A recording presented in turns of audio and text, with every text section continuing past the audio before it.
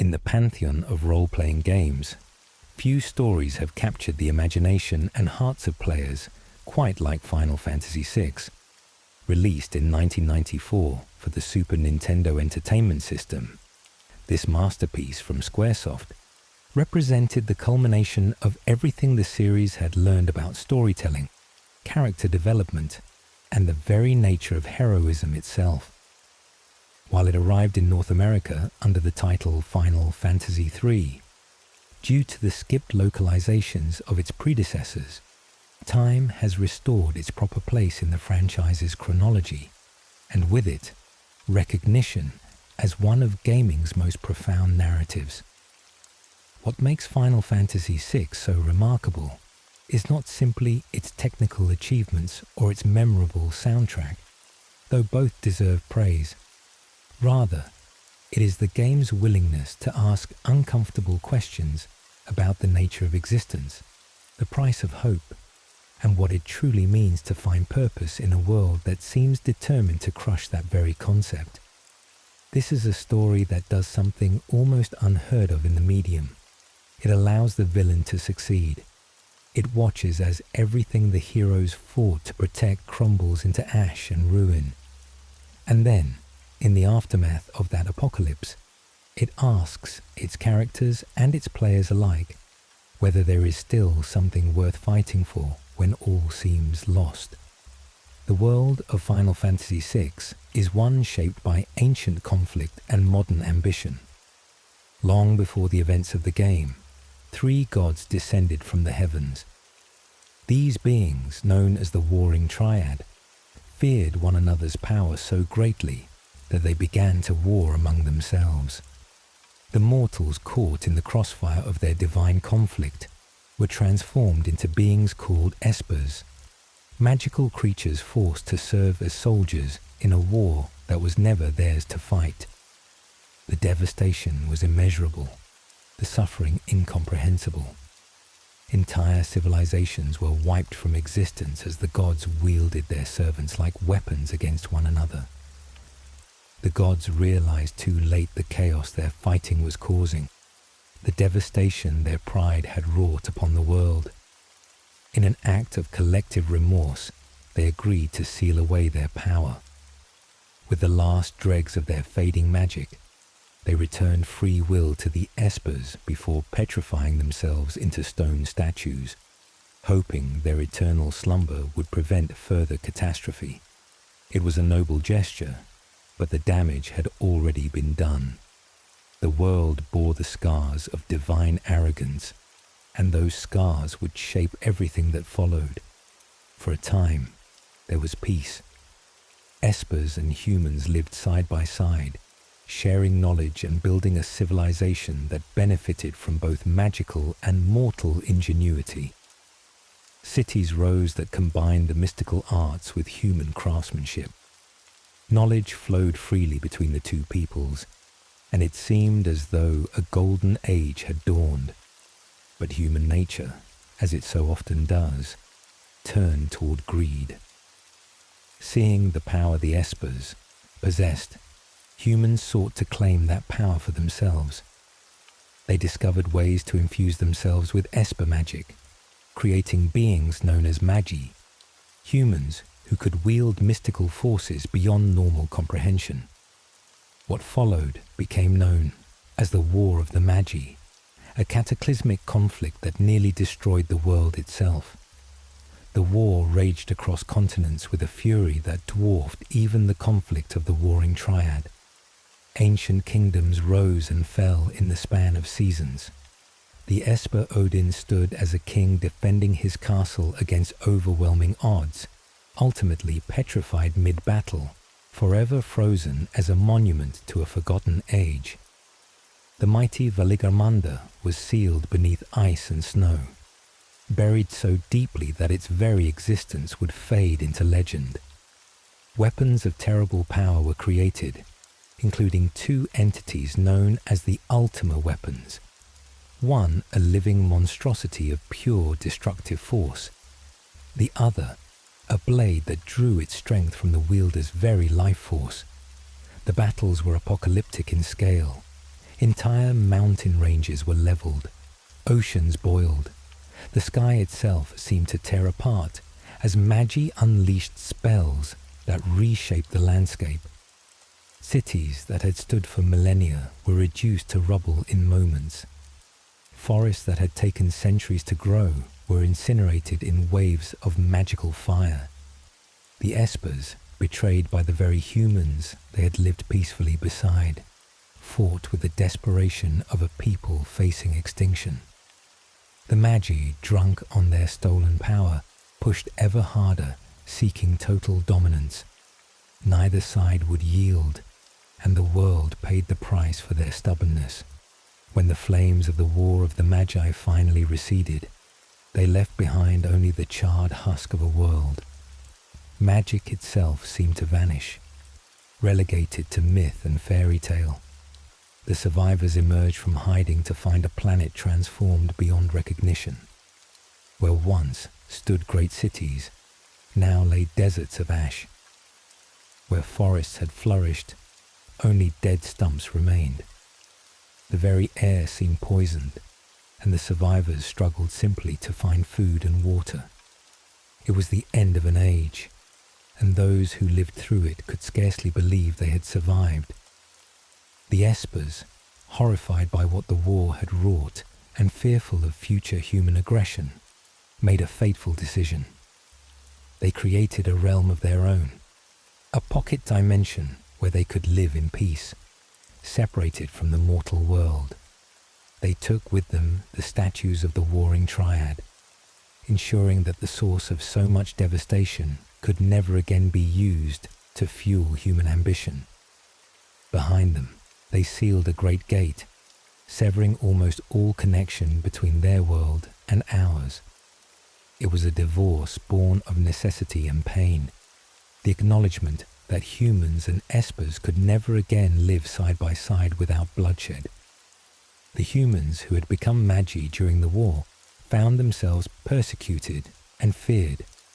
They retreated to a remote village called Tamasa, where they lived in isolation, their magical heritage becoming a closely guarded secret passed down through generations, their powers slowly diminishing with each passing century.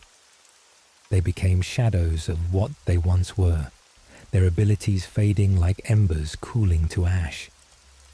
The village itself seemed removed from time, a relic of an age the world had chosen to forget. 1,000 years would pass. The world rebuilt itself without magic, developing instead the technologies of iron, gunpowder, and steam. Great nations rose from the ashes of the old world, nations that viewed the stories of magic and Espers as nothing more than fairy tales told to children. Among them, the most powerful was the Gestalian Empire, named for its emperor, a man whose ambitions would echo the mistakes of the ancient past. Emperor Gestal was not content with merely ruling his nation. He dreamed of conquest, of bringing all the world under his banner, and he understood what historians had forgotten. Magic had once existed. The Espers were real, and somewhere, somehow, that power could be reclaimed. He set his scientists and scholars to work, and they made a breakthrough. They discovered that if Espers could be captured and their essence extracted through a process called magitech, that magical power could be artificially infused into humans and machines alike. It was a revelation that would reshape the world, though not in the way anyone hoped. The Empire began hunting Espers. Wherever they found them in the mortal world, they captured them, dragged them back to the capital city of Vector, and imprisoned them in the Magitech research facility. There, under the direction of Professor Chid del Norte Marguez, the Espers were subjected to experiments that drained their magical essence and transferred it into willing and unwilling recipients. The first human to undergo this process was a man named Kefka Palazzo, a court mage and general who volunteered for the procedure. But the process was imperfect, untested. While it succeeded in granting Kefka magical abilities, it also shattered his mind, transforming a loyal soldier into a nihilistic psychopath who delighted in cruelty and chaos. He laughed at suffering, found joy in destruction, and seemed to possess no capacity for empathy or remorse. The Empire had created a monster, but they did not yet realize the magnitude of their mistake. Undeterred by this failure, Professor Sid refined the process. His next subject was a young woman he had raised as his own daughter, a girl named Celes. The improved procedure granted Celes magical abilities without destroying her sanity, creating the first true Magatech Knight. She rose through the Empire's military ranks with startling speed, becoming a general while still young, a living weapon whose loyalty to the Empire seemed unshakable. She was everything Kefka was not: disciplined, honorable, capable of strategy and compassion. Yet she, too, was a product of the Empire's cruel experiments, a fact that would haunt her. The Empire continued to create more Magatech Knights and Magitech armor, mechanized suits that could channel magical energy, slowly building an army unlike anything the world had seen in a millennium. City after city fell before their advance. Kingdoms that had stood for centuries were conquered in weeks. The Empire's expansion seemed unstoppable, and Emperor Gestal's dream of world domination appeared within reach. But there were those who opposed the Empire's expansion. In the shadows, a resistance group called the Returners worked to undermine Imperial control, sabotaging operations, spreading information, and dreaming of a world where city-states could exist free from Gestal's rule. They were led by a man named Bannon, whose conviction that the Empire's use of magic would lead only to a second war of the Magi drove him to desperate measures. Among his agents was Edgar Ronnie Figaro, the young king of Figaro, who publicly maintained an alliance with the Empire while secretly funneling resources and intelligence to the Returners.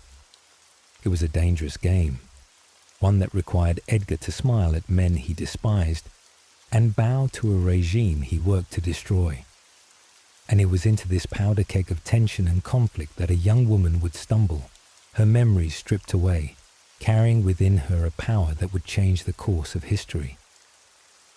The snow fell heavy on the mountains surrounding Nashi, an independent mining city that had remained neutral in the Empire's endless expansion. Through the white drifts came three figures in Magatech armor, their mechanized suits trudging through conditions that would have frozen an ordinary person solid. Two were Imperial soldiers, Biggs and Wedge, veterans who had seen their share of conquered territories. The third was different. Inside her armor sat a young woman with green hair, her eyes vacant and distant, a slave crown fixed to her head ensuring her obedience to Imperial commands. Her name was Terra Branford, though she did not remember it. She did not remember anything beyond the orders echoing in her mind. The Empire had learned of a frozen Esper discovered in the Nashi mines, and they had sent her to claim it. They descended into the depths of the mine, past abandoned tunnels and frozen equipment, following reports and rumors to the deepest chamber. There, encased in a pillar of ice, they found what they sought: Valigarmanda, one of the legendary Espers from the War of the Magi, preserved for 1,000 years in its frozen tomb. As they approached, something stirred. The Esper's power, dormant for so long, suddenly awakened. Pulses of magical energy erupted from the ice, raw and uncontrolled. Biggs and Wedge barely had time to scream before the energy consumed them, ripping through their Magitech armor like paper. The backlash struck Terra as well, destroying her armor and, crucially, shattering the slave crown that had bound her will. The sudden freedom was too much for her fractured mind. Terra collapsed into the snow, unconscious, her identity wiped clean by a year of magical enslavement. When she awoke, it was in the home of Arvis, a sympathetic resident of Narshe, who had found her and dragged her to safety before the city guards could capture her. He explained what he knew. She had been wearing a device called a slave crown, used by the Empire to control those with magical abilities. The Empire wanted her back, but now, free from their control, she had a choice. She could run, hide, try to disappear into the world, or she could seek answers about who she truly was. Before Terra could make that choice, the city guards found her. Narshe might be neutral, but they had no desire to provoke the Empire by harboring an escaped Imperial weapon. As soldiers closed in, ready to drag her back to Vector in chains, a voice called out from the shadows. A young man with auburn hair and a bandana, dressed in the practical clothes of a traveller, stepped between Terra and her pursuers. His name was Locke Cole, and he introduced himself with characteristic bravado as not a thief, but a treasure hunter. He had been sent by Arvis to help Terra escape, and with the assistance of 10 Mughals who lived in the mines, small furry creatures with bat wings and pom-poms atop their heads, they fought off the guards and made their way to the edge of the city. As they caught their breath in the cold mountain air, Terra's confusion poured out. She remembered nothing before waking in Arvis's home. No family, no childhood, no sense of who she had been before the Empire's slave crown stripped away her identity. Locke saw her distress and made a promise, one that would define much of what followed. He would protect her until her memory returned. He knew people who could help, people who opposed the Empire and understood what they did to those with magical abilities. They would travel south to Figaro Castle, where Locke had contacts who could keep Terra safe and perhaps help her remember who she truly was. The journey across the desert was largely quiet, Terra still processing her newfound freedom, Locke keeping watch for any sign of Imperial pursuit. Figaro Castle rose from the sand like a mirage, a technological marvel in the middle of nowhere, its walls gleaming in the desert sun. The castle's ruler, King Edgar Ronnie Figaro, greeted them personally. Edgar was everything a storybook king should be, handsome, charming, witty, and absolutely shameless in his flirtation with every woman he encountered. He made an immediate pass at Terra, much to Locke's annoyance, but beneath the womanizing exterior was a sharp political mind and a genuine commitment to opposing the Empire's tyranny. That night, as Terra settled into guest quarters, she learned from Locke that Edgar's alliance with the Empire was a facade. Figaro secretly supported the Returners, using its neutral status to gather intelligence and funnel resources to the Resistance. It was a dangerous game, one that required Edgar to smile and bow to Imperial inspectors while plotting their eventual downfall. And as if to punctuate that danger, the very next morning brought an unwelcome visitor. Kefka Palazzo arrived at Figaro's gates, his motley jester garb and painted face giving him the appearance of a deranged clown. He demanded that Edgar hand over Terra, claiming the Empire had a right to reclaim its property. Edgar played his role perfectly, feigning ignorance about Terra's presence, insisting he had seen no fugitives. Kefka was not fooled, but he also lacked proof. Frustrated and spiteful, he ordered his troops to burn Figaro Castle to the ground. As flames began to spread and Imperial soldiers swarmed the courtyard, Edgar revealed one of his kingdom's greatest secrets. Figaro Castle was not merely a fortress. It was a mobile one, capable of submerging beneath the desert sands and traveling underground. With the castle diving to safety, Edgar, Terra, and Locke escaped on chocobos, large flightless birds that served as the world's primary mounts, racing across the desert, while Kefka's forces could only watch in impotent fury. They fled east through the mountain pass of Mount Koltz, a treacherous route that saw them ambushed by bandits and monsters. Near the summit, they encountered Vargas, a martial artist consumed by jealousy and rage. Vargas was the son of Duncan Harcourt, a legendary martial arts master, and he had grown to hate his father's favorite student, a man Vargas believed had stolen the recognition that should have been his. That student appeared just as Vargas prepared to strike a killing blow. Sabin René Figaro, Edgar's twin brother, intervened with devastating effect, his specialized combat techniques making short work of Vargas's rage. Sabin had left Figaro Castle 10 years prior, unable to stomach the politics and duty that came with potential rulership. He had spent the last decade training under Duncan, becoming a powerful martial artist dedicated to using his strength to protect others. The reunion between Edgar and Sabin was emotional but brief. There would be time for explanations later. For now, they had to reach the Returners' hidden base before the Empire tracked them down. Deep in the mountains, concealed by geography and careful planning, they found the headquarters of the Resistance. There, they met Bannon, the Returners' leader, an older man whose gentle demeanor belied his revolutionary convictions. Bannon explained to Terra what the Empire truly was, an imperialist machine consuming free nations one by one, using the power of espers they had enslaved to fuel their conquest. He asked Terra to join the Returners, to use whatever abilities she possessed to fight back against tyranny. Terra was hesitant. She knew nothing about herself, nothing about her past or her capabilities. How could she commit to a cause when she did not even know who she was? But before she could decide, word arrived that changed everything.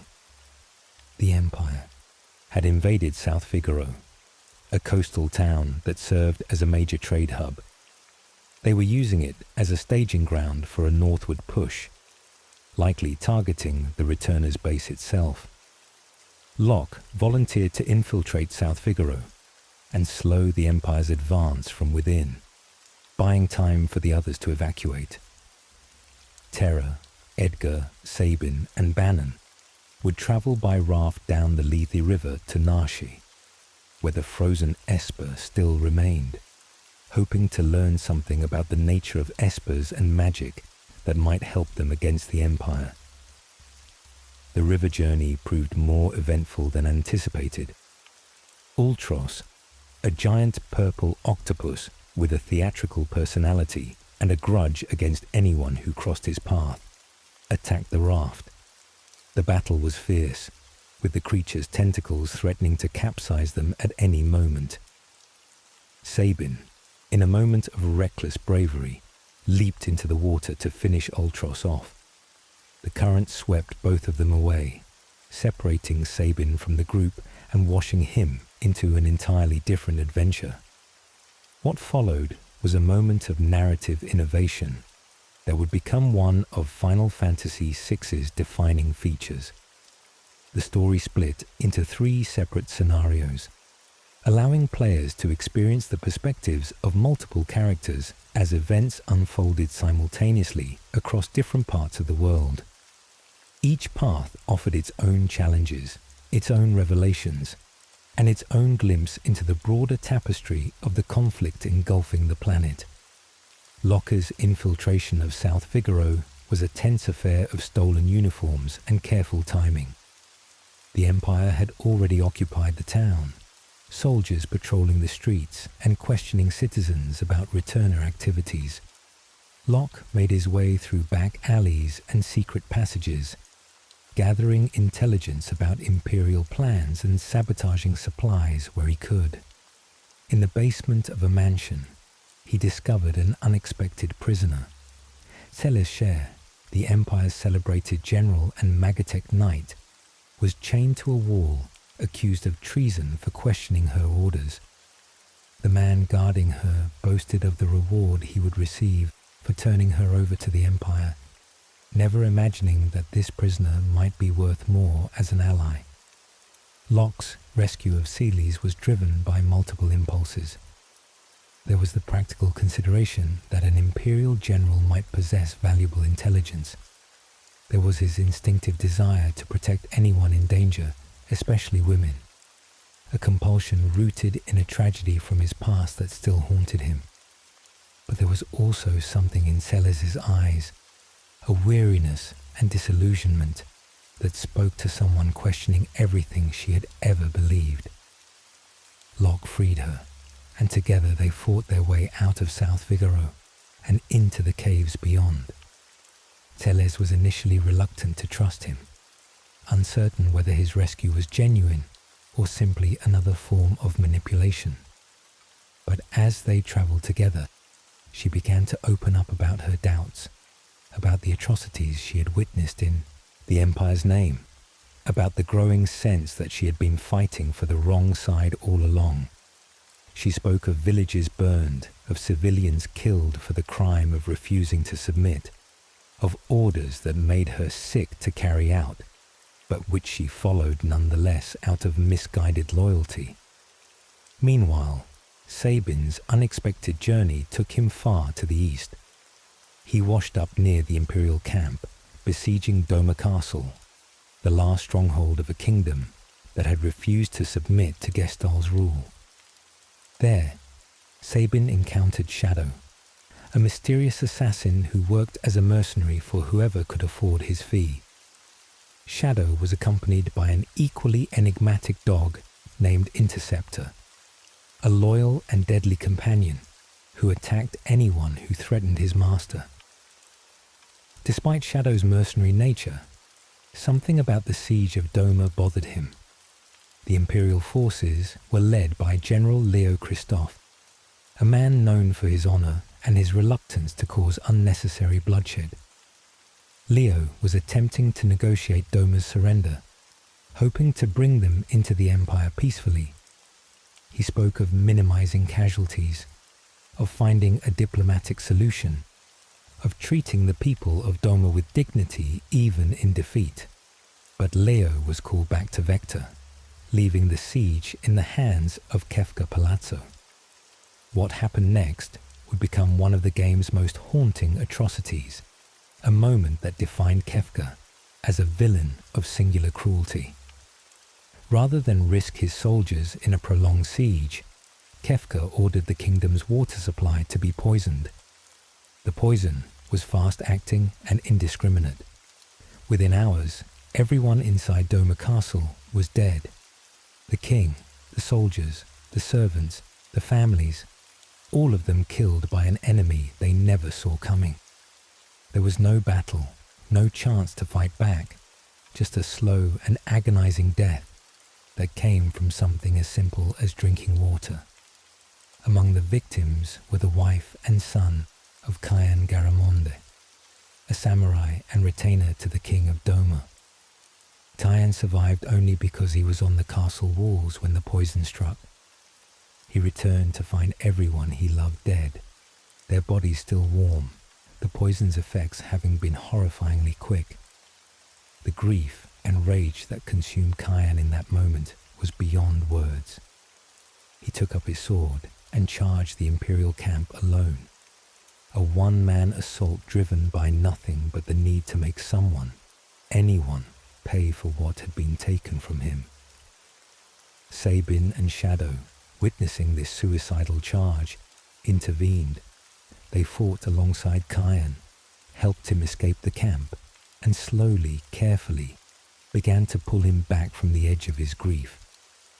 The three of them boarded what they thought was a train to safety, only to discover they had boarded the Phantom train, a supernatural locomotive that carried souls to the afterlife. The journey through the Phantom train was surreal and melancholic. Ghosts wandered the cars, some hostile, others simply confused about their deaths. In one of the compartments, Tyan saw his wife and son among the spirits, finally at peace. no longer in pain. It was a moment of crushing sorrow and strange relief. They were gone, truly and finally gone. And while Kyan's grief remained, seeing them one last time allowed him to let them go. He knelt before their spirits and wept, not just for what he had lost, but for what they had all lost, for the world that had taken them from him and the empire that had made it possible. The train deposited the three travelers near the veldt, a vast wilderness inhabited by every type of monster imaginable. There they encountered Gao, a 13-year-old feral child who had grown up among the beasts. Gao had no memory of human society, no language beyond grunts and growls, but he was friendly and curious. His skin was tanned and weathered from years in the wilderness, his movements more animal than human. With the promise of food and shiny things, they convinced Gao to help them reach Nashi, adding another member to their growing band. Gao moved with them through the wilderness, occasionally darting off to investigate something that caught his attention, always returning with the excitement of someone discovering the world for the first time. Terra and Edgar's path, meanwhile, had taken them successfully to Nashi. The elder of the city, previously reluctant to take sides, finally agreed to ally with the returners when word came that Kefka was assembling a massive imperial force to attack Nashi and claim the frozen Esper. The returners, the people of Nashi, and all the allies they had gathered prepared for a desperate defense. They fortified positions, set up defensive lines, and waited for the inevitable assault. When the three scenarios converged, the entire party reunited just in time for the Battle of Nashi. Kefka's forces assaulted the city from multiple angles, his troops equipped with Magitech armor and backed by his own magical abilities. The defense was chaotic, with the party forced to divide their forces to cover different fronts. Soldiers fell on both sides, the snow running red with blood. Magitech armor stomped through defensive positions, while defenders desperately tried to hold the line. They won, but it was a close thing. Kefka retreated, driven back by a combination of clever tactics and desperate determination. But the victory was bittersweet. During the battle, something had happened to Terra. Standing before the frozen Esper, she had begun to react to its presence. Her body had started to glow, her form shifting, and before anyone could reach her, she had transformed into something else, something with wings and scales, an Esper-like creature that radiated raw magical power. The transformation was accompanied by a burst of energy that had helped repel the Imperial forces, but it had also been accompanied by terror. Terra, not understanding what was happening to her, had fled in this new form, leaving her allies behind and disappearing into the mountains. Her flight was not one of conscious choice, but of pure panic, the fear of someone who no longer recognized what they had become. The search for Terra became the party's next priority. They tracked her to Zozo, a lawless town where every inhabitant was a thief and every building was falling apart. The streets stank of refuse and desperation. Every person they met lied to them, either out of habit or out of genuine malice. At the top of Zozo's tallest structure, they found an old man, an Esper named Ramu, who had been hiding in the human world for years. Ramu had found Terra and was helping her calm down, helping her understand that what had happened was not a curse, but a revelation of her true nature. Terra Bramford was half human and half Esper, the daughter of a human woman named Madeline and an Esper named Maduin. She had been born in the Esper world, but as a child, she had been separated from her father and captured by the Empire. They had kept her imprisoned and enslaved for over a year.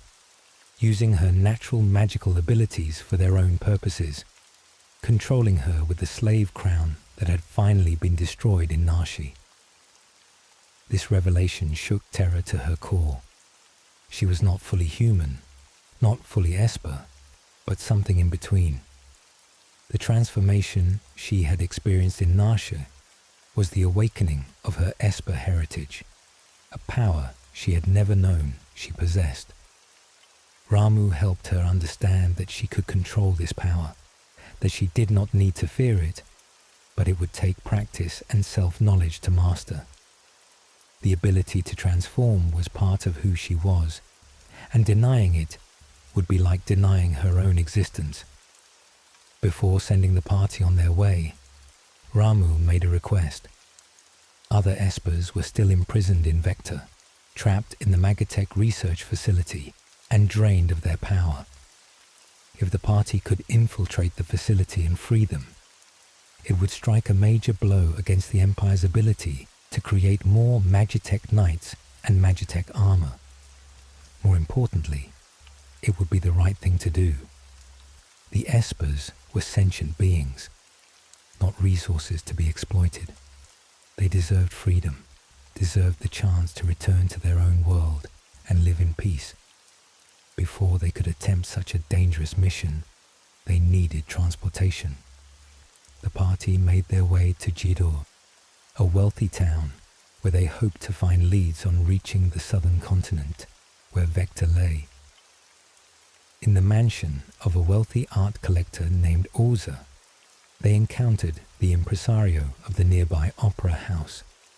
He was in a panic, having received a letter stating that a gambler named Setzer planned to kidnap the opera's star performer, Maria, during her next performance. Setzer owned the world's only airship, and that airship was exactly what the returners needed. A plan quickly formed. Celes bore a striking resemblance to Maria, similar enough that with the right costume and makeup, she could pass for the opera singer. If Celes performed in Maria's place, Setzer would kidnap her as planned, giving the rest of the party the opportunity to sneak aboard his airship and convince him to help their cause. It was a risky plan, full of variables they couldn't control, but it was their best shot at acquiring the transportation they desperately needed. The opera house itself was a marvel of architecture and acoustics, a testament to the culture that could flourish even in a world threatened by imperial conquest. As Celes prepared backstage, nervous about performing before an audience, Locke reassured her that she would be fine. He helped her learn the lines, walked her through the staging, and tried to ease her obvious anxiety. There was something tender in these moments, a connection forming between the treasure hunter and the former imperial general that went beyond simple camaraderie. The opera began, a production called Maria and Draco, a romantic tale of a princess torn between duty and love. Celes performed admirably, her voice carrying through the hall as she sang the famous piece known as the aria di mezzo carattere. The audience was captivated, unaware that the woman on stage was not their beloved Maria, but an imposter.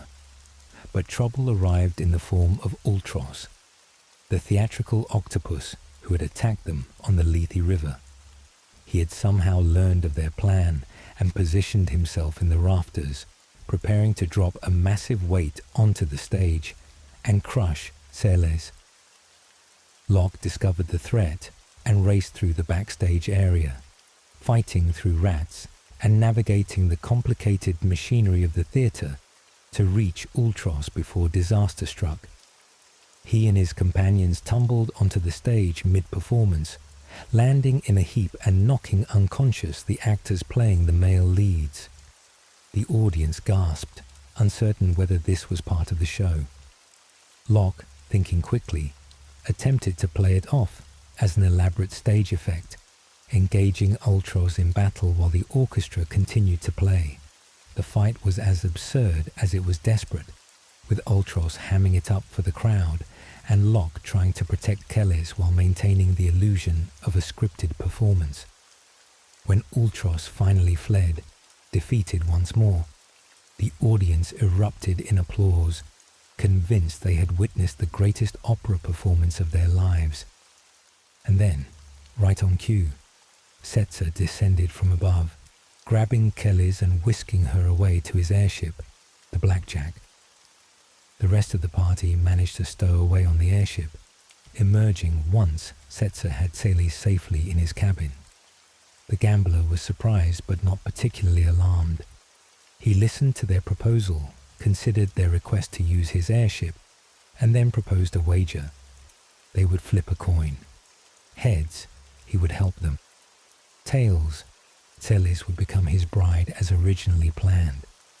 It seemed like fair odds, except that the coin Edgar produced was a two-headed coin from Figaro, specially minted with the faces of both brothers, the same coin that had determined which brother would rule and which would be free to pursue his own path.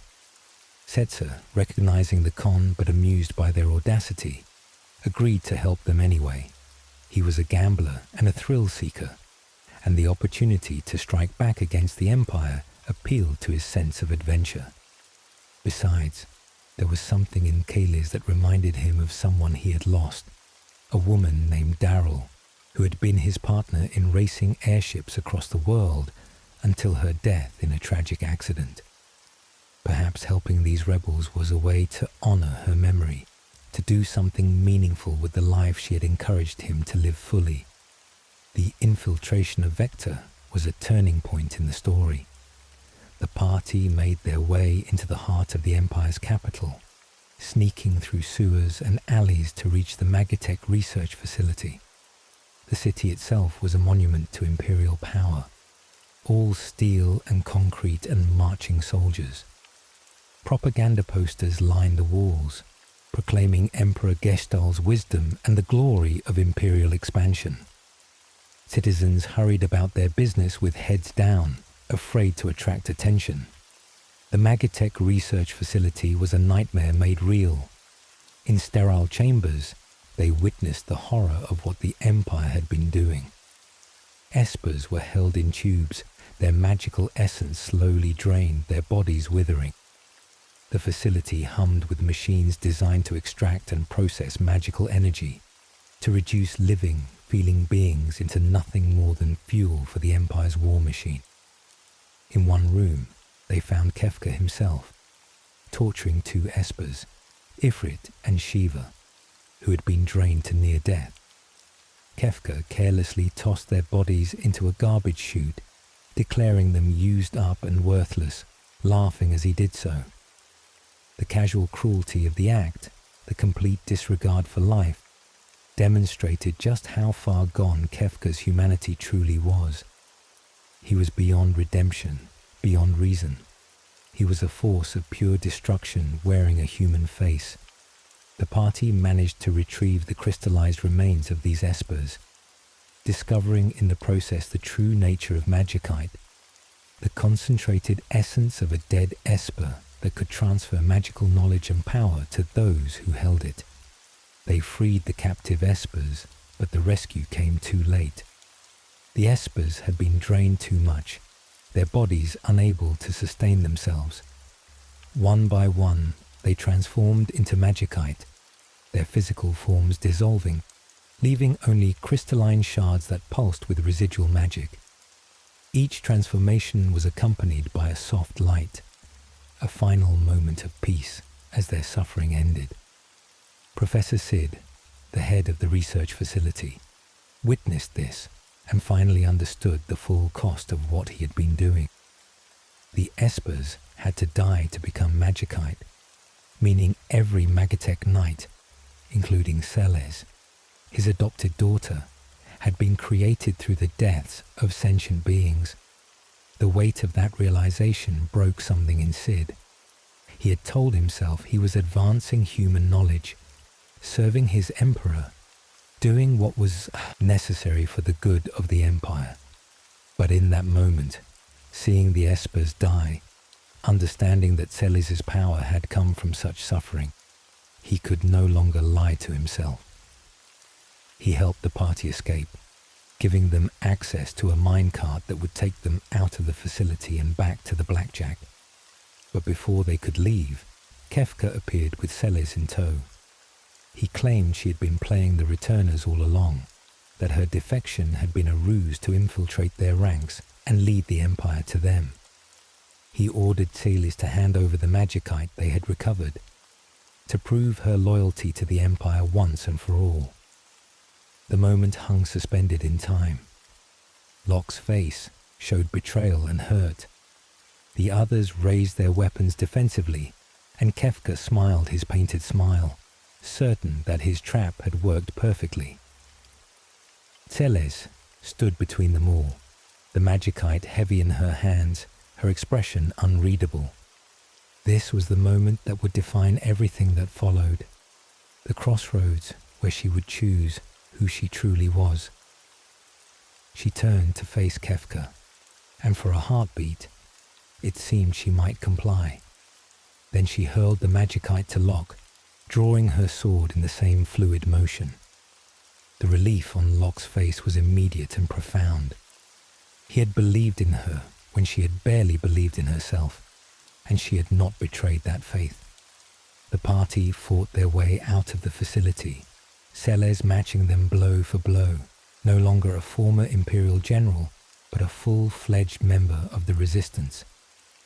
Setzer flew them north, away from Vector, to a remote village called Tamasa that Ramu had told them about.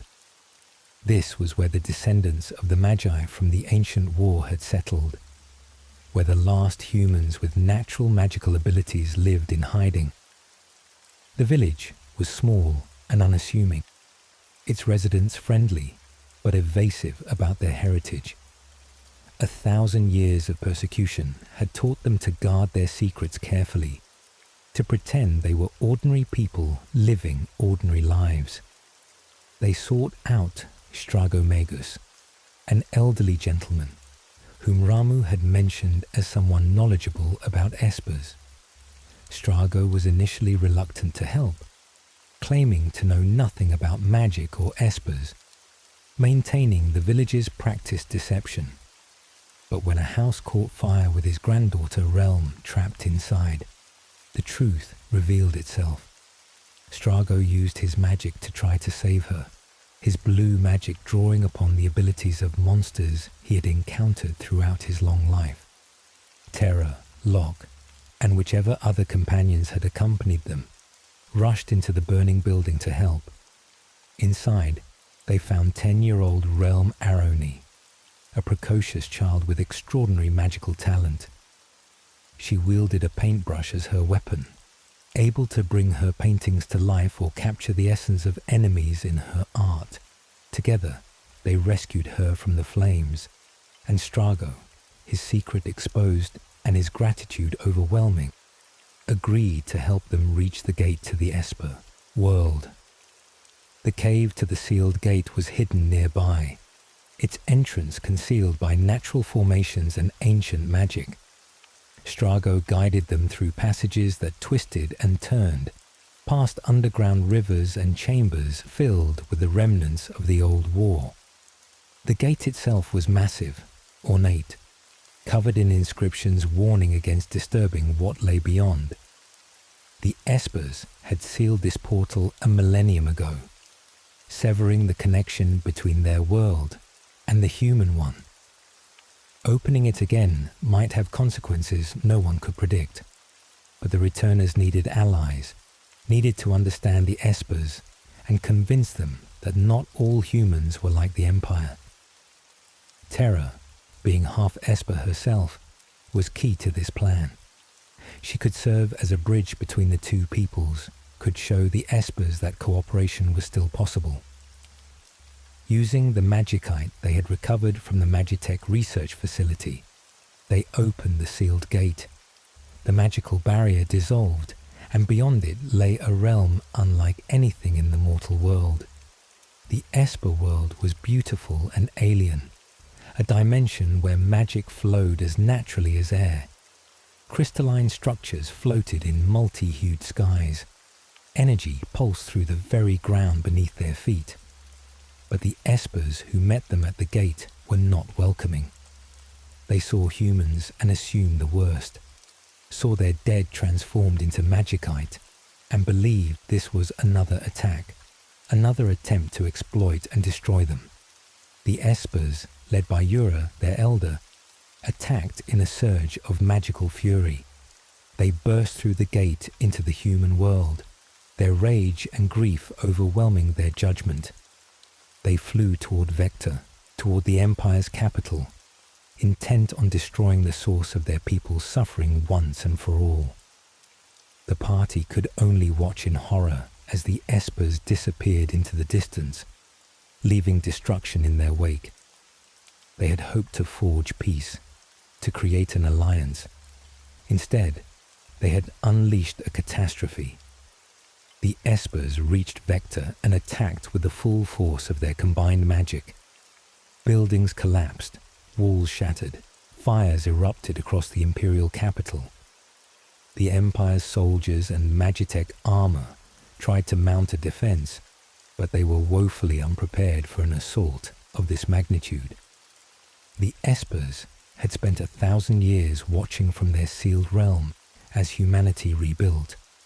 Now they showed the Empire what true magical power looked like, what the ancient Magi had wielded before the old world burned. But the espers' rampage did not discriminate between Imperial soldiers and innocent civilians. People who had nothing to do with the Magitech experiments, citizens simply trying to survive under Gestal's rule, died alongside the soldiers. Children, merchants, servants, all of them perished in the flames and the fury. By the time the espers' rage finally spent itself, Vector was in ruins, and the espers themselves had been drained to the point of death. Their bodies transformed into magicite, adding more crystalline remains to the tragic collection. When the smoke cleared, Emperor Gestal emerged from his palace, but he did not respond with more violence. Instead, in a move that shocked everyone, he called for peace. He claimed that the attack on Vector had shown him the error of his ways, that he finally understood that magic and espers could not simply be controlled and exploited. He invited the returners to the Imperial Palace for a banquet, to discuss terms for a peace treaty that would end the war and ensure no more espers would be harmed. It was almost certainly a trap. Every instinct the returners possessed screamed at them not to trust Gestal, not to believe that a man who had spent years conquering the world would suddenly embrace peace. But what choice did they have? If there was even a chance for genuine peace, even a small possibility that the war could end without more death, they had to take it. Besides, refusing the invitation would give Gestal the excuse he needed to resume open warfare. The banquet in Vector was a surreal experience, an elaborate feast where yesterday's enemies smiled and toasted to peace. Gestal played the gracious host, speaking eloquently about the futility of conflict and his desire for a better world. General Leo was there as well, his relief at the peace genuine and visible. Leo had always been uncomfortable with the Empire's more brutal tactics, and the possibility of ending the bloodshed clearly meant everything to him. Gestal proposed sending a delegation to Thamasa, the village where the party had met Strago and Realm. His stated goal was to meet with the espers who lived there, to apologize for the Empire's actions, and to forge a genuine peace between humans and espers. He wanted Terra to accompany the delegation, to serve as proof of his sincere intentions. And he wanted General Leo to lead it, knowing that Leo's honor and reputation would lend credibility to the mission. The party agreed, though not without reservations. Terra, Leo, and several others traveled back to Thamasa to make contact with the espers. The mission seemed to be going well. The espers were cautious, but willing to listen. Leo spoke with genuine emotion about his desire for peace, about his hope that humans and espers could coexist without fear or violence. Yura and the other espers seemed moved by his words, seemed to believe that perhaps peace was possible. And then Kefka arrived, and everything went to hell. He came with a battalion of Magatech armor, appearing just as the peace talks reached their critical moment. The entire negotiation had been a ruse, a cruel deception orchestrated by Gestal to locate the remaining espers and capture them. Kefka's soldiers surrounded the espers before they could react, binding them with magical chains. Kefka himself cackled with delight at the success of the trap, mocking Leo for his naive belief in peace. Leo was horrified. He had genuinely believed in the peace talks, had thought he was serving a noble cause. The realization that he had been used, that his honor and reputation had been weaponized to lure the espers into a trap, broke something in him. He turned on Kefka, demanded that he release the espers, declared that he would no longer serve an empire that would perpetrate such monstrous deception. Kefka's response was to laugh. He mocked Leo's honor as weakness, dismissed his convictions as pathetic sentimentality, and when Leo drew his sword and moved to stop him, Kefka attacked with the full force of his magical abilities.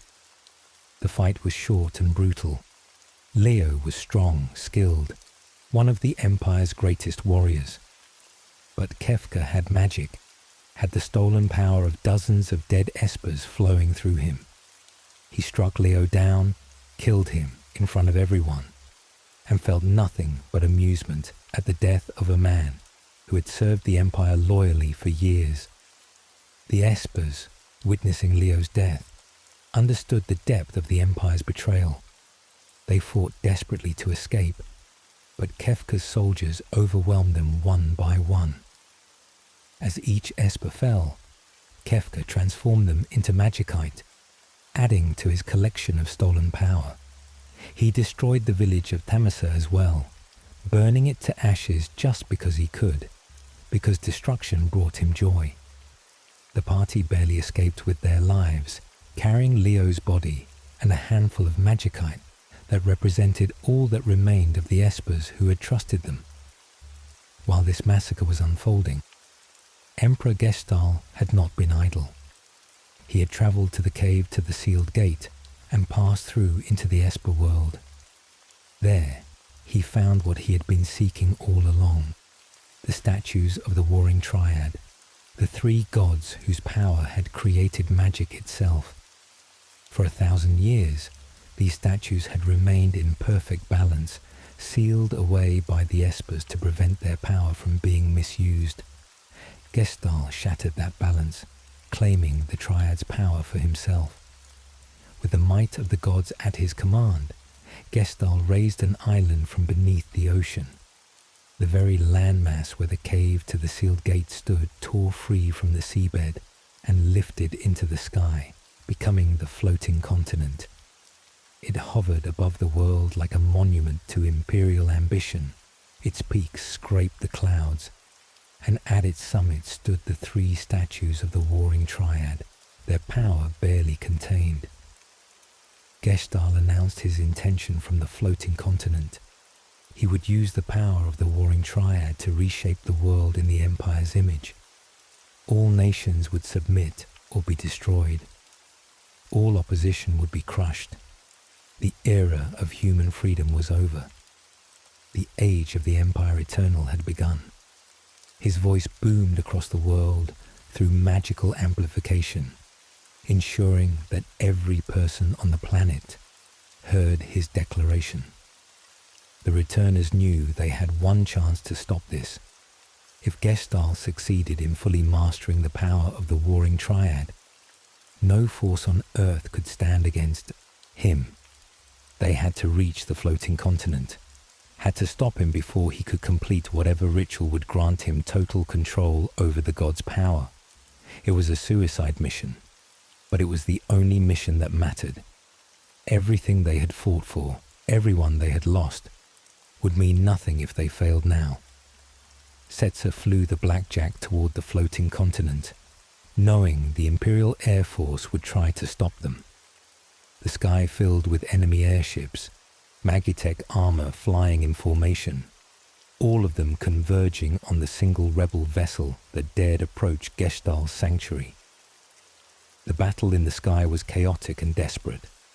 Wave after wave of Imperial soldiers attacked, their mechanized armor clashing against the returners' magic and weapons. And then, in the middle of the aerial battle, a familiar purple figure appeared. Ultros, the theatrical octopus who had harassed them throughout their journey, returned for one final performance. He had somehow acquired an ally, a bizarre green creature named Chupon, and together they attacked the blackjack.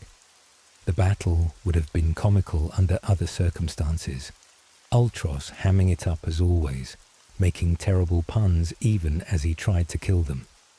But there was no time for humor.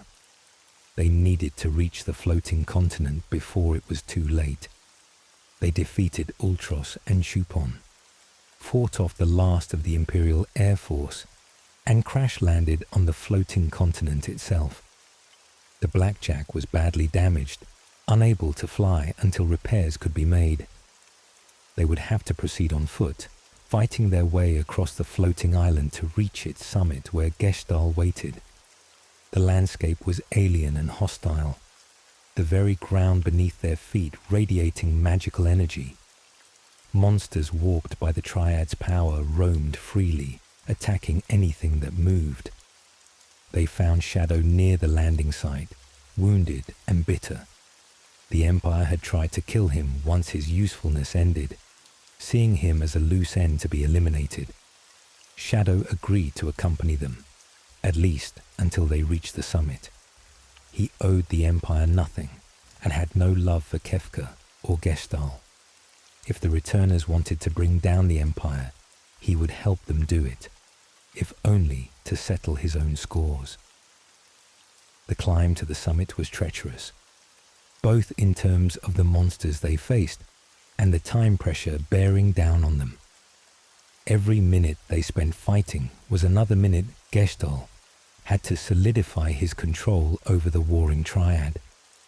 They pushed forward despite exhaustion, despite wounds, despite the growing sense that they were already too late. At the summit, they found Gestal and Kefka standing before the three statues, magical energy swirling around them in visible currents. Gestal greeted them almost warmly, as if welcoming guests to a party rather than enemies who had come to stop him. He used the Triad's power to bind everyone except Celes, freezing them in place with invisible magical chains. Then he made her an offer. One final chance to return to the Empire. She had been one of his greatest creations, a Magitech knight without equal. Join him now, help him rule the new world he was creating, and she would have power beyond imagination. All she had to do was kill her friends, prove her loyalty by ending their lives with the sword he placed in her hand. The world held its breath.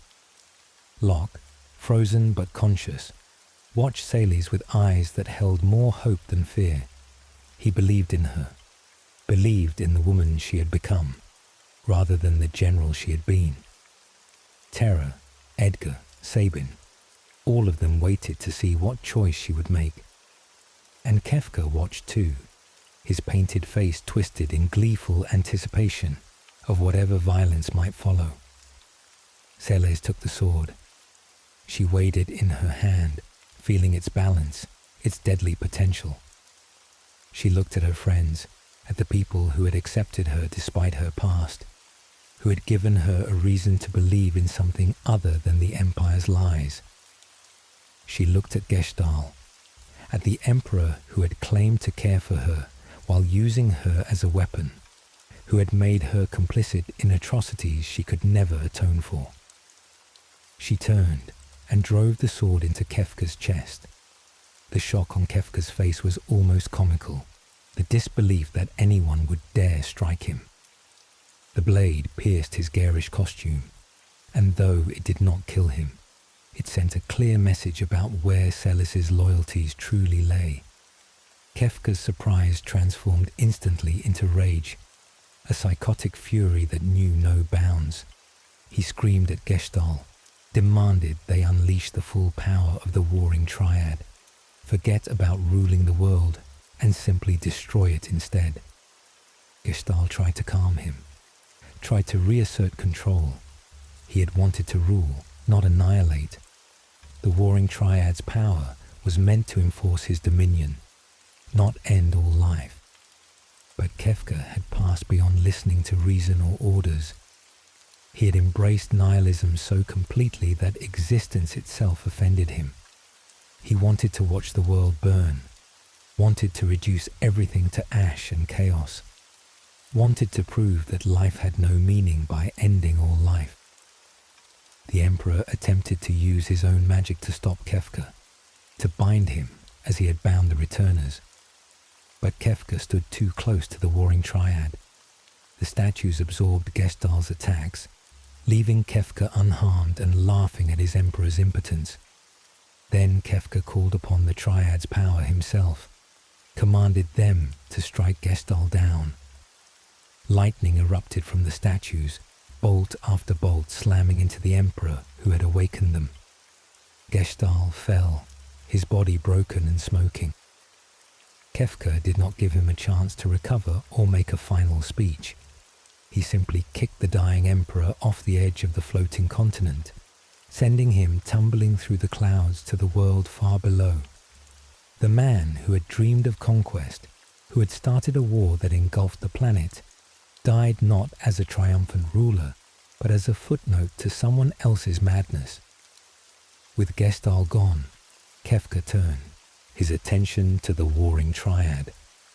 The statues stood in perfect balance, their positioning the key to keeping their power contained. Kefka began moving the statues, pushing them out of alignment, shattering the delicate equilibrium that had held for 1,000 years. The party, freed from their magical bonds when Gestalt died, screamed at him to stop, tried to reach him before he could complete his work, but they were too late. The statues shifted, their balance broke, and the power of the gods erupted in every direction at once. Shadow appeared from nowhere, distracting Kefka just long enough for the others to run. He shouted at them to get back to the airship, to escape while they still could.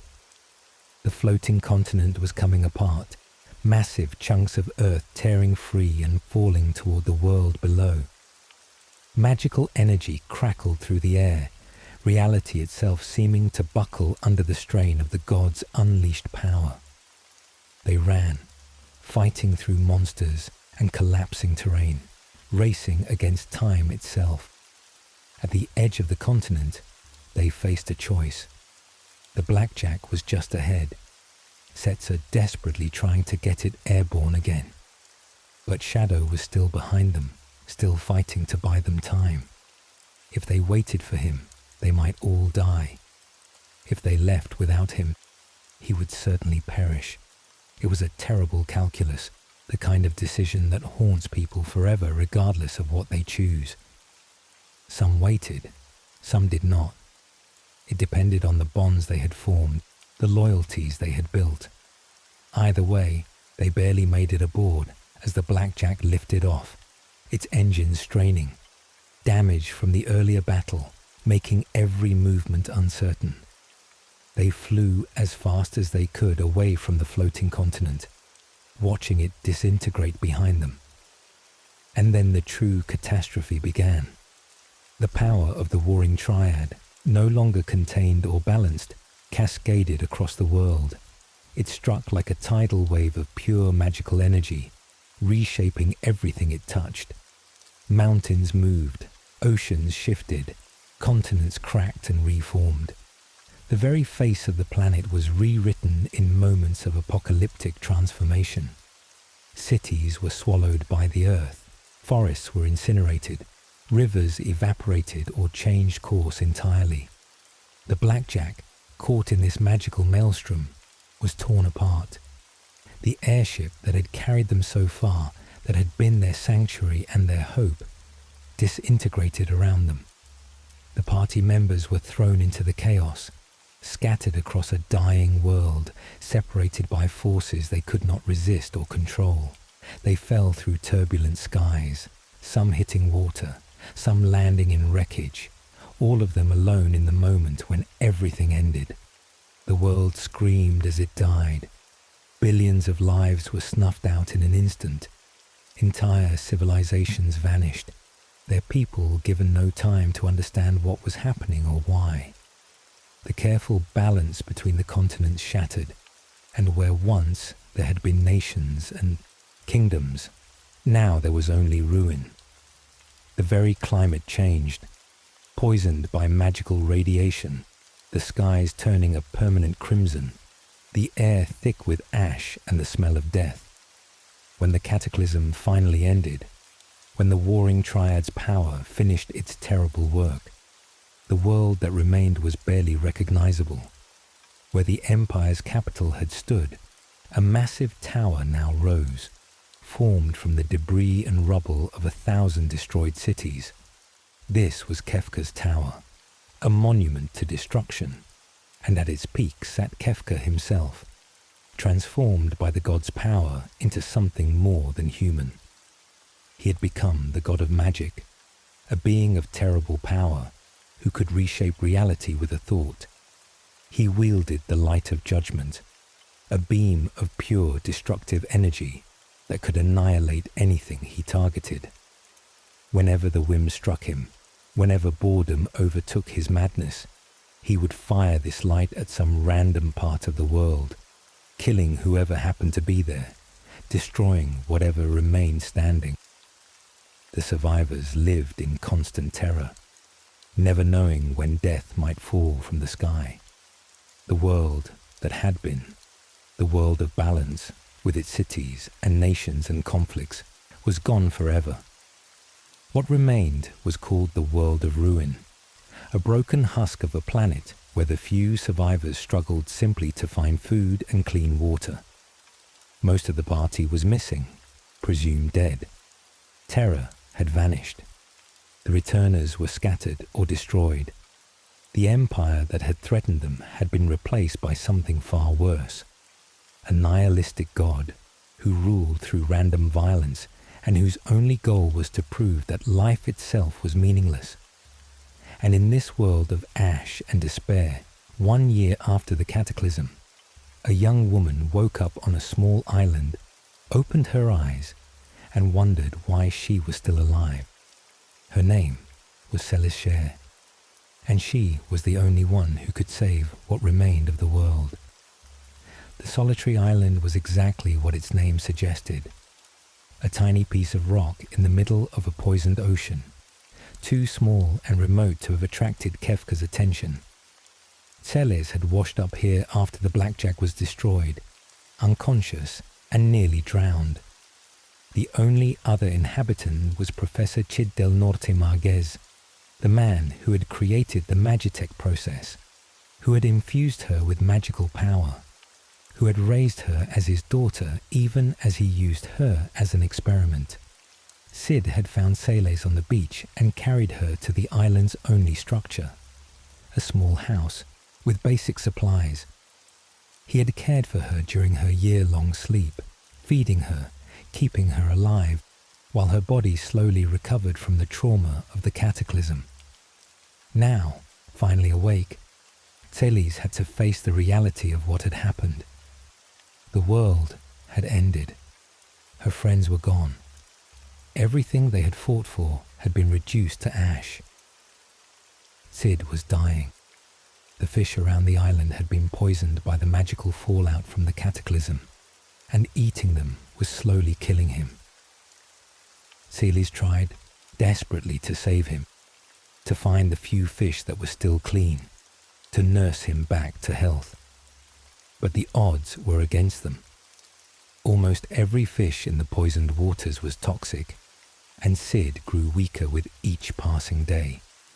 He spoke to her of regrets, of the mistakes he had made, of his sorrow at having helped create the weapons that enabled Kefka's rise to power. If Celes managed to find enough clean fish, if luck favored her, Sid recovered. He showed her a raft he had built, told her she needed to leave the island, to find the mainland and search for other survivors. There had to be someone else out there, had to be some remnant of the world that was worth fighting for. Celes was reluctant to leave him, but Sid insisted. He would be fine on the island. She needed to go, needed to live, needed to find hope in a hopeless world. But if the fish were too poisoned, if Celes could not find enough clean ones, Sid died despite her efforts. The man who had been her father, for all his flaws and mistakes, died in her arms on a desolate island, while the world continued to die around them. The grief and despair that consumed Celes in that moment was absolute. Everyone was gone. Everything was lost. What was the point of surviving if survival meant only more suffering? She climbed to the highest point on the island, to the cliff that overlooked the ocean. She stood at the edge and looked down at the rocks and the waves far below. It would be so easy to step forward, to end the pain, to follow Sid and all the others into whatever came after death. She had tried so hard to become a better person, to atone for her actions as an imperial general, to find purpose beyond simply following orders. And it had all been for nothing. Kefka had won. The world had ended. There was nothing left to fight for. She jumped. The fall seemed to last forever. The wind rushed past her, the rocks rushed up to meet her, and in that final moment, Celes felt something like peace. At least the pain would end. At least she would not have to face another day in a world without hope. But fate, it seemed, had other plans. A freak updraft caught her, pushed her away from the rocks, sent her tumbling into the water instead. She survived, battered and bruised but alive, washed up on the beach like driftwood. And there, tangled in seaweed near where she lay, she found a bandana. Locke's bandana, the distinctive blue cloth he always wore, tied to the leg of a wounded seagull. The bird must have travelled from somewhere far away, must have been trained to carry messages, or simply followed some instinct that led it here. But the message was clear. Locke was alive, somewhere out there in the ruined world, and he had sent this bird, had sent this signal, hoping someone would find it. Celes lay on the beach, holding the bandana, and wept. They were not tears of despair, but of something else, something she had thought lost forever. Hope. If Locke was alive, maybe others had survived too. Maybe Terra, Sabin, Edgar, all of them had somehow endured the cataclysm and were out there searching for each other just as she searched for them. She had tried to die, to give up, and fate had refused to let her. The universe, or Locke, or simple stubborn chance, was telling her that the fight was not over.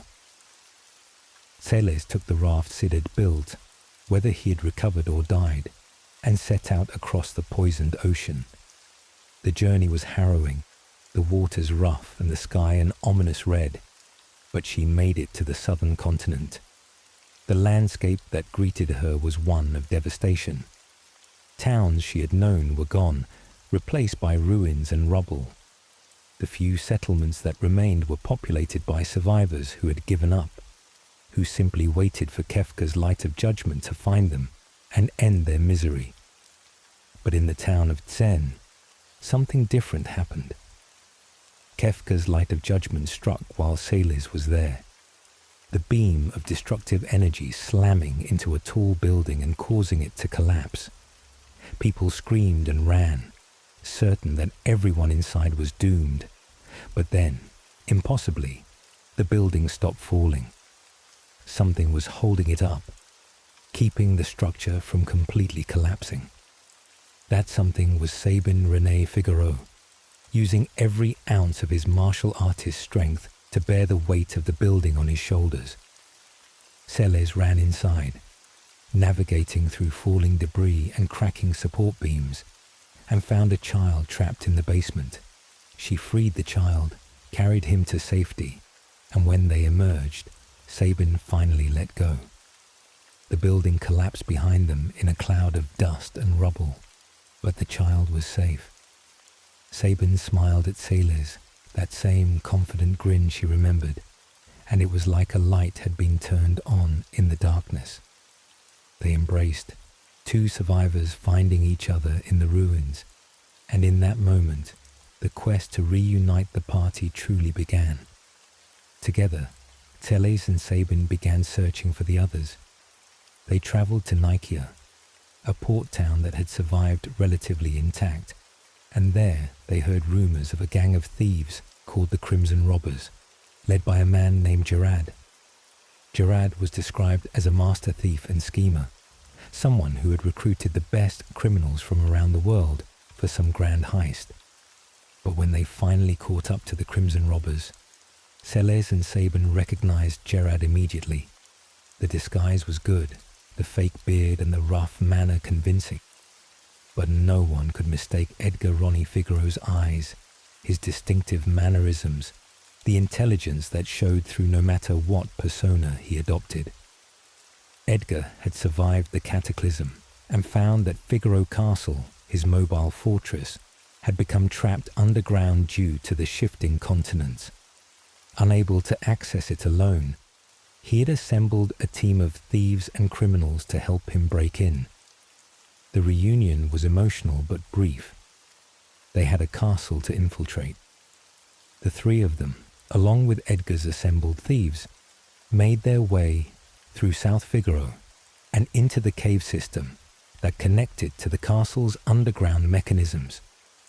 The path was dangerous, filled with monsters that had been mutated by the magical energy of the cataclysm. When they finally reached Figaro Castle's engine room, Edgar dropped his Gerard disguise and revealed his true identity. The castle's engines roared to life under his expert maintenance, and the fortress once again became mobile, able to travel beneath the sands. With 3 members of the party reunited and a base of operations established, the search for the others intensified. They had hope now, tangible proof that survival was possible, that scattered across this dying world were people still fighting, still refusing to give up.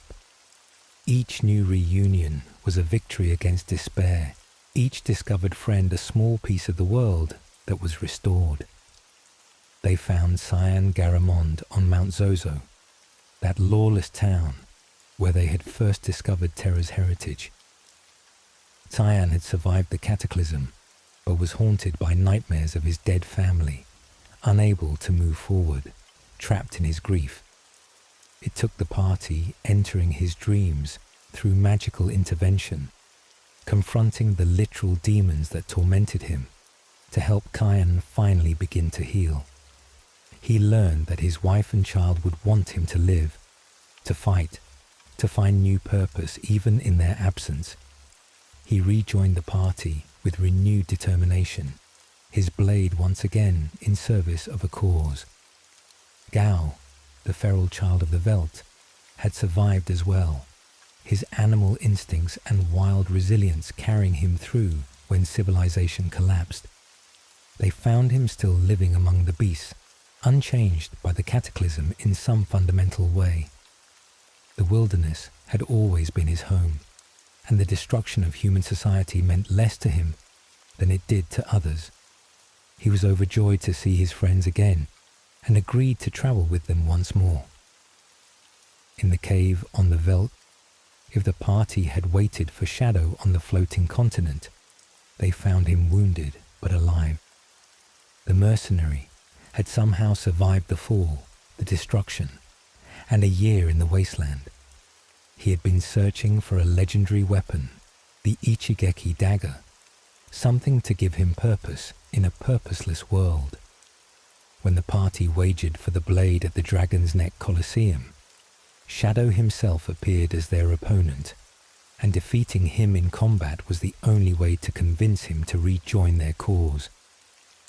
He agreed with his characteristic terseness, acknowledging that even a mercenary needed something worth fighting for. Locke Cole had been alive all this time, on his own quest. For years before the cataclysm, he had been searching for a way to revive Rachel, a woman he had loved, who had died because of his failure to protect her. That guilt had driven him to call himself a treasure hunter rather than a thief, to protect every woman he encountered, because he had failed to protect the one who mattered most. Rachel's body had been preserved through magic kept in a state between life and death, waiting for a cure that might never come.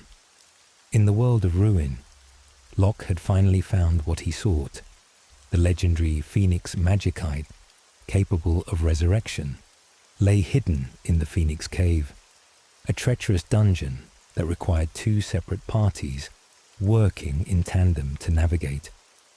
When the party found Locke, he was obsessed, focused entirely on reaching the Magicite and saving Rachel. They helped him navigate the cave's puzzles and defeat its guardians. And when he finally held the Phoenix Magicite in his hands, they returned with him to the basement in Kohlingen, where Rachel's body had been preserved all these years. The Phoenix's power was real. Rachel's body stirred, her eyes opened, and for a brief, beautiful moment, she was alive again. She saw Locke, recognized him, smiled with the love she had always felt. And then she spoke the words he needed to hear. She told him she had never blamed him for what happened, that her death was not his fault, that he needed to let her go and live his own life. She told him to be happy, to find love again, to stop carrying the weight of her death like a burden he deserved to bear. And then Rachel died, truly and finally this time. The Phoenix's power unable to sustain her for more than those few precious moments. But they were enough. Locke had received the absolution he had sought for so long, the permission to forgive himself and move forward. When he emerged from the basement, his eyes found Celes, and something passed between them that had been building since the opera house, since South Figaro, since the moment she had chosen to trust him. There would be time later for whatever they were becoming to each other. For now, they had a world to save. Setzer Gabbiani had survived as well, though his survival felt more like a punishment than a blessing. His beloved blackjack had been destroyed in the cataclysm, taking with it the last remnant of his life with Daryl, the woman whose death had driven him to become the world's greatest gambler. He had been living drunk and despondent in the remains of Kohlingen, unable to see a point in continuing. But when the party found him and reminded him of what they were fighting for, something of his old spirit returned. They discovered Daryl's tomb, hidden and preserved, and within it was her airship, the Falcon. It had been entombed with her as a memorial, but now it could serve a higher purpose. Setzer took control of the Falcon, and though it would never replace the blackjack in his heart, it gave him the means to fight back against Kefka. The gambler who had lost everything found a reason to risk one more bet, to stake his life on the chance that hope could triumph over despair. The search for Terra Bramford proved the most difficult and the most crucial. Rumours placed her in Moblise, a small village on the southern continent that had somehow survived the cataclysm, relatively intact. When the party arrived, they found the village populated mostly by children, orphans whose parents had died in the destruction of the world. And caring for these children, having given up her power and her identity as a warrior, was Terra. She had found the children in the immediate aftermath of the cataclysm, helpless and terrified. and something in her had shifted. For so long, Terra had struggled with her identity, uncertain whether she was human or Esper, uncertain where she belonged or what she was meant to do. But these children needed her, needed someone to protect them and care for them, and in that need, she had finally found purpose. She had become their guardian, their mother figure, the one constant in a world that had taken everything else from them. The party tried to convince her to rejoin them, to help them fight Kefka. Terra refused. She had spent her entire life being used as a weapon, first by the Empire and then by the Returners. She had fought and killed and transformed into a monster, and all of it had led to the world's destruction. She was done fighting. These children were her responsibility now, and she would not abandon them to chase after revenge or justice or whatever noble cause the party thought justified risking their lives. Then Kefka's light of judgment struck Moblis. The beam came without warning, as it always did, slamming into the village and causing devastation. Buildings collapsed, fires erupted, and the children screamed in terror. Terra tried to protect them with her remaining magic, but it was not enough. As she struggled to save the children from the collapsing structures, as she realized that hiding from the fight had not kept them safe, something inside her finally broke through the fear and self-doubt. Her Esper form erupted in a blaze of light. The transformation she had feared and suppressed for so long became her salvation and theirs. In her Esper form, Terra was powerful enough to shield the children, to drive back the monsters attracted by the light of judgment, to save everyone who depended on her. When the dust settled and she transformed back, understanding flooded through her. She could not protect these children by hiding. The only way to keep them safe was to stop Kefka, to end his reign of terror once and for all. Terra rejoined the party, not as a reluctant weapon, but as a willing warrior fighting for something she believed in. The children would be cared for by the adult survivors in Moblis, and when this was over, when Kefka was defeated, she would return to them. But first, she had to ensure there would be a world for them to grow up in. With most of the party reunited, their attention turned to the other threats that plagued the world of ruin. The 8 legendary dragons, powerful creatures infused with the Warring Triad's magic during the Cataclysm, terrorized different regions. Each dragon was a force of nature, capable of devastating entire towns. The party hunted them down one by one. Blue Dragon in the ancient castle, Red Dragon in the Phoenix Cave, each battle testing them, forcing them to become stronger. The dragons were not simply monsters to be defeated, but guardians of powerful magicite, the crystallized essences of espers who had died in the Cataclysm. Each dragon they defeated yielded another piece of magical knowledge, another way to harness the power that Kefka had used to destroy the world. It was a grim irony that they needed to master magic to defeat the god of magic, but they had no other choice. Conventional weapons would not be enough. They revisited old locations, now twisted by the Cataclysm into new horrors.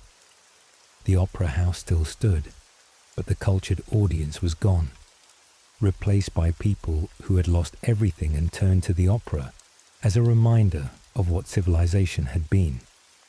The Colosseum offered battles against legendary opponents, a place where warriors could test themselves and claim powerful weapons. Everywhere they went, they found echoes of the world that was ghosts and memories of what had been lost.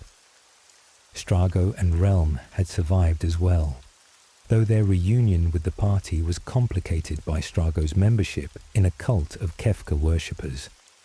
The old man had been brainwashed, convinced that Kefka was a god who deserved devotion rather than defiance.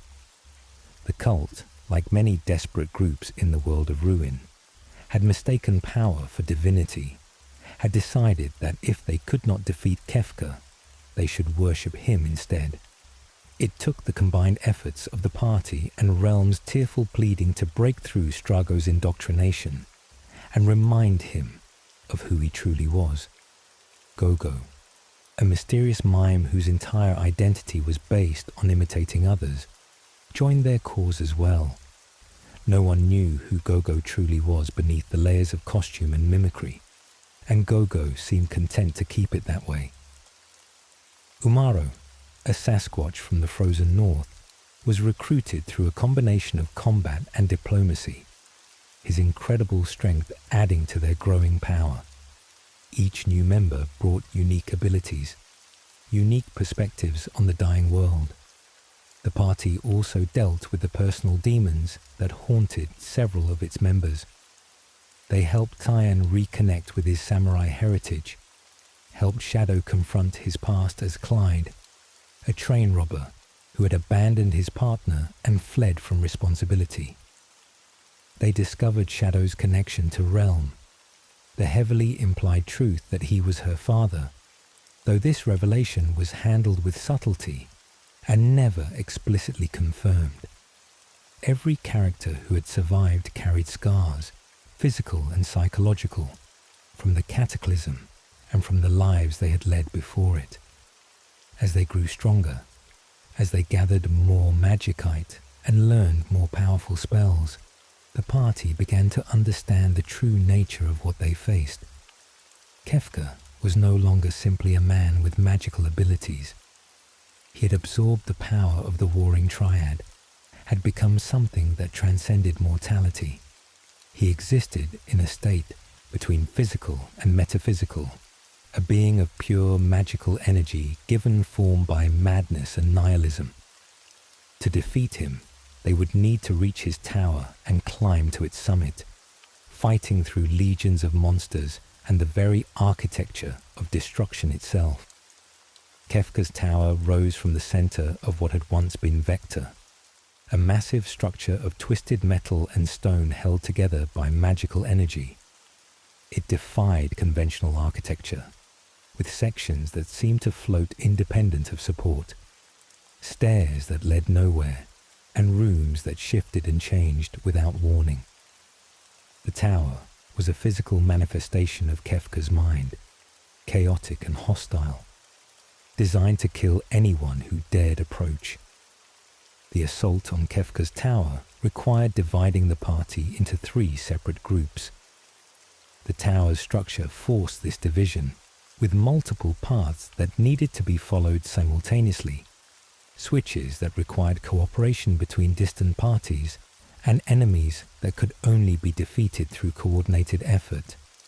It was a final test of everything they had learned, every bond they had formed, every strategy they had developed throughout their long journey. The battles within the tower were brutal.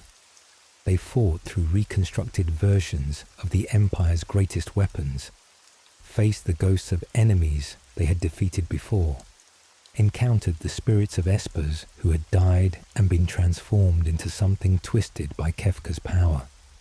Each floor brought new horrors, new challenges designed to break their will and prove that resistance was futile. But the party pressed on, driven by the memory of everyone who had died, by the hope that the children in Moblise and the survivors scattered across the world deserved better than to live under a mad god's whim. Near the tower's summit, they encountered the statues themselves. The warring triad, or at least the shells that remained of them, attacked in sequence. The demon statue, the goddess statue, and the machine statue each represented a different aspect of divine power. Each wielded abilities that pushed the party to their absolute limits. These were the gods who had created magic, whose war had nearly destroyed the world 1,000 years ago, and now they served as Kefka's final guardians. The battles against the statues were wars of attrition. Each form had to be carefully balanced in terms of damage as destroying one statue while the others remained could trigger a catastrophic release of magical energy that would wipe out the entire party. They had to fight all three simultaneously, coordinating attacks across the different groups, timing their strikes so that all three statues fell within moments of each other. It required perfect execution, absolute trust, and a level of tactical coordination they had never before achieved. When the statues finally fell, the path to Kefka opened. The party reunited at the tower's peak, standing before a door that pulsed with malevolent energy. Beyond that door lay the god of magic, the being who had ended the world, who had killed billions in a moment of spite and madness. There was no guarantee they would survive the encounter, no certainty that even their combined strength would be enough. But they had come too far to turn back now. They opened the door and stepped into Kefka's presence. The chamber at the tower's peak was vast and impossible, a space that seemed to exist outside normal reality. The walls shifted through colors that had no names. The floor appeared solid, but felt like walking on thoughts. And at the center of it all stood Kefka Palazzo, or what he had become. His jester's costume had been replaced by robes of divine authority. His painted face now a mask that seemed to shift between expressions without moving. Energy crackled around him, the raw power of magic made visible.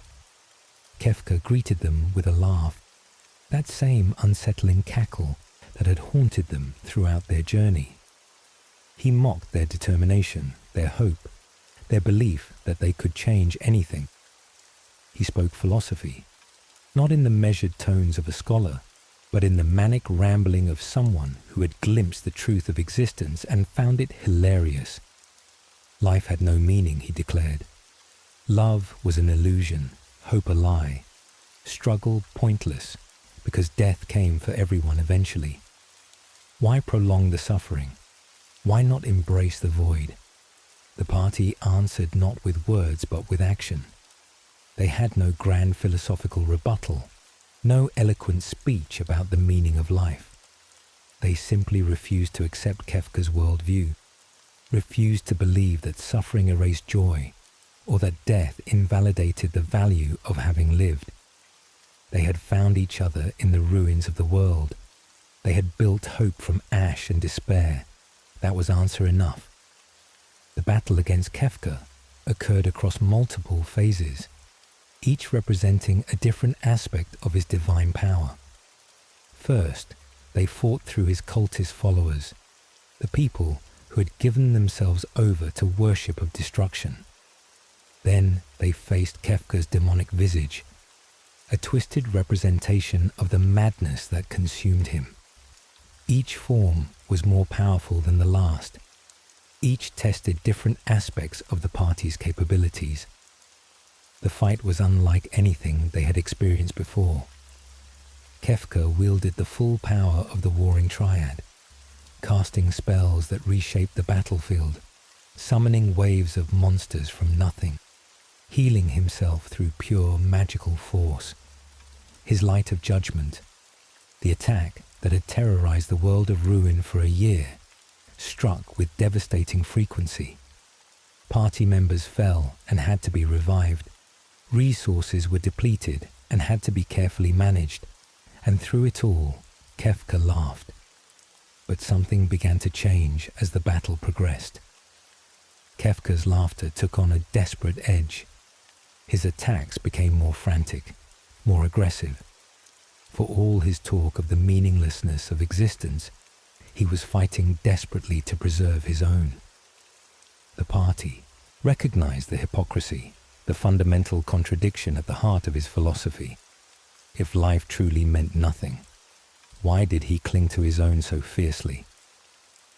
Terra transformed into her Esper form, wings spreading wide, her power fully unleashed. Celes channeled her magitech abilities, the magic that had been forced into her now wielded as a weapon of her own choice. Locke struck with the weapons he had treasure hunted across the world. Sabin unleashed his martial arts techniques, physical power enhanced by the discipline of a lifetime. Edgar deployed his tools and machines, human ingenuity standing against divine might. Sion's blade sang with the spirits of Doma, every strike an act of vengeance and justice. Each member of the party contributed their unique strengths, their individual stories converging into a single moment of defiance. Kefka's final form emerged, a grotesque angelic figure that towered over them, wielding power that could unmake reality itself. This was the god of magic in his truest manifestation, divinity twisted by madness into something that could only destroy. The chamber filled with light and chaos, magic so dense it became visible, the very air screaming with energy. The party fought with everything they had, burning through their remaining items, their last reserves of strength, their final reserves of hope. And then, impossibly, Kefka fell. The god of magic, the being who had destroyed the world, collapsed under the combined assault of those who refused to accept his nihilism. His form began to dissolve, the power of the warring triad that had sustained him unraveling. He screamed in denial, unable to comprehend his defeat. In his final moments, he railed against the injustice of it all, the absurdity that these fragile mortals had overcome a god. But as Kefka died, so too did magic itself. The warring triad's power, freed from Kefka's control, began to dissipate into nothingness. Magic had brought the world nothing but pain, from the original War of the Gods, to the War of the Magi, to the Magitech experiments, and finally to the Cataclysm. With Kefka's death, magic recognized its own toxicity and chose to leave the world forever. This meant the Espers, beings made of pure magic, could no longer exist. Terra, half Esper herself, felt the change immediately. Her Esper form began to fade, the power that had been part of her identity since birth slowly disappearing. She had known this might happen, had understood that defeating Kefka might mean losing part of herself. But she had made the choice anyway, had decided that the world's survival mattered more than preserving her own abilities. Kefka's tower began to collapse around them. Without the magical energy holding it together, the impossible structure started to obey the laws of physics it had defied for so long. Sections of the tower fell away, crashing to the earth far below. The party ran, racing against the disintegration, fighting through falling debris and monsters that had lost their master and their purpose. The tower groaned and shuddered, every moment threatening to be their last.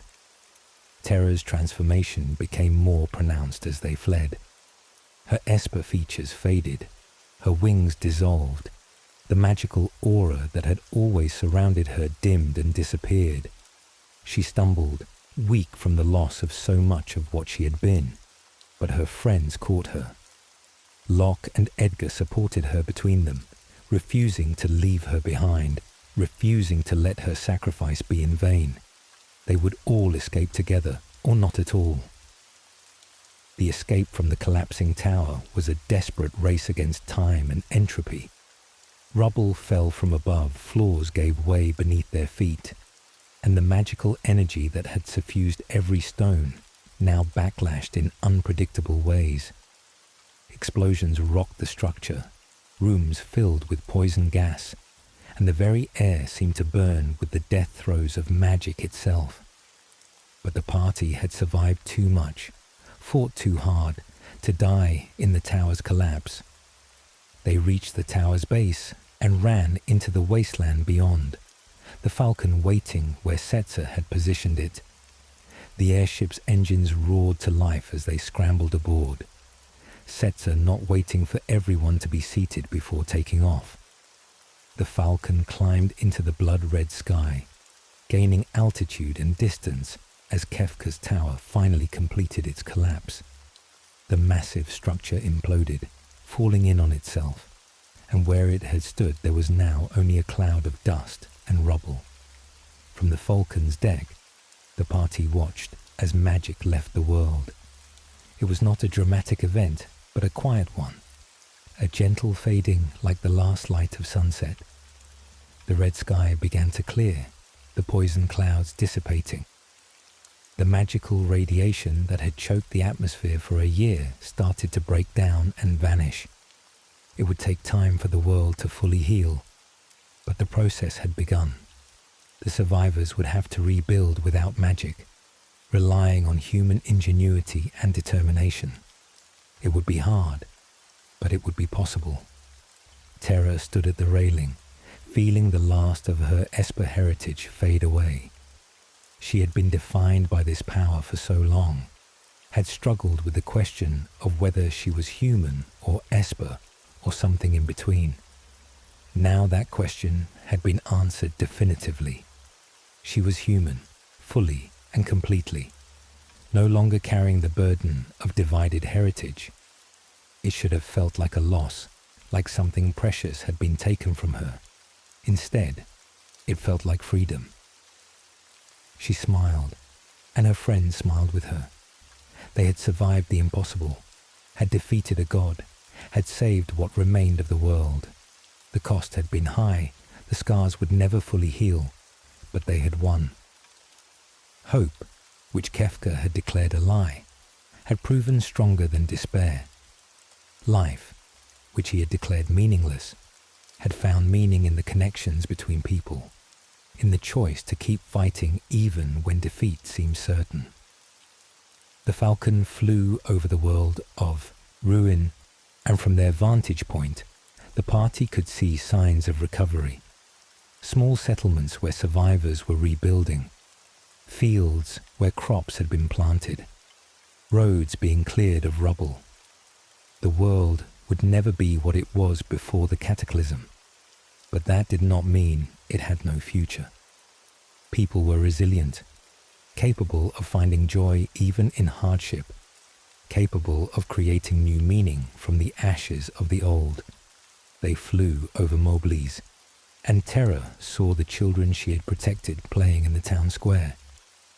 They waved at the airship, perhaps recognizing it, perhaps simply happy to see something flying overhead that was not Kefka's light of judgment. Terra waved back, tears streaming down her face. She had saved them, had given them a chance to grow up, to have lives worth living. That was meaning enough.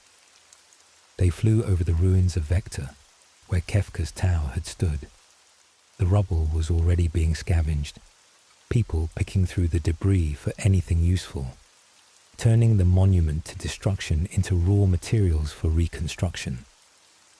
The empire that had started it all was truly gone now, its capital reduced to recycled building materials, its legacy nothing but a cautionary tale for future generations. They flew over Figaro Castle, which Edgar had managed to reposition near its original location. The castle's flags flew proudly, a symbol that some things had survived intact, that some institutions remained to help guide the rebuilding. Edgar spoke of opening the castle to refugees, of using its resources to help survivors establish new settlements, of turning a symbol of monarchy into a tool for collective recovery. They flew over Doma, or what remained of it. Cyan stood at the railing, looking down at the castle where his family had died, where Kefka's poison had ended so many innocent lives. The castle was just ruins now, but Cyan's expression was not one of grief. He had made peace with his loss, had learned to carry his memories without being crushed by them. He would rebuild, would honor the dead, by helping create a world they would have been proud of. Setzer kept the Falcon airborne, not ready to land, not ready to let the moment end. They had been through so much together, this collection of people who had been strangers when the journey began. A treasure hunter, an imperial general, a king, a martial artist, a samurai, a feral child, a mercenary, a gambler, an opera singer, an elderly mage, a young artist, and a woman caught between two worlds. They had saved each other as much as they had saved the world. As the falcon flew through skies that were slowly returning to blue, as magic faded from existence and humanity faced a future without the divine or the supernatural, Final Fantasy VI asked its players one last question. Not whether evil could be defeated or whether hope could triumph, but whether life had meaning even in the absence of certainty, whether existence itself was worthwhile even when suffering was guaranteed. Dige's game answered that question through its characters' choices. Terra chose to protect the children even after losing her power. Locke chose to let Rachel go and open his heart to Celes. Edgar chose to use his position to help others rather than preserve his own comfort. Sabine chose to be strong for those who could not protect themselves. Tyann chose to honor his family's memory by living fully. Celes chose to keep fighting even after trying to die. Every character, in their own way, declared that yes, life was worth living. That meaning was not something given from above, but something created through action and connection. Kefka had been wrong. Life was not meaningless, and hope was not a lie. They were difficult truths rather than easy ones, truths that required constant renewal and recommitment, but they were true nonetheless. The world of ruin would become something new, not a return to what was, but a forward movement into what could be. The survivors would grieve what they had lost while building what could yet be created. The falcon continued its flight as the sun began to set, the first truly natural sunset in over a year. The sky turned orange and purple, colors unfiltered by magical pollution, and the party watched in silence as beauty returned to a world that had known only ugliness for so long. They had won not just a battle, but the right to try again, the opportunity to create a future worth inhabiting. As the credits rolled and the music swelled, Final Fantasy VI delivered its final message.